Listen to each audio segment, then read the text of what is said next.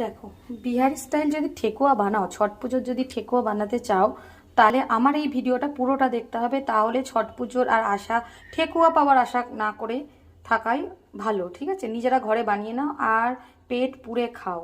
কেন আজকাল ছট পুজোতে কেউ ঠেকুয়া পাঠায় না বাড়িতে, দিলেও হয়তো এক দুটো দেয়, খেয়েও মন শান্তি না, টেস্টও মানে মনও ভরে না, প্রাণও ভরে না, পেটও ভরে না।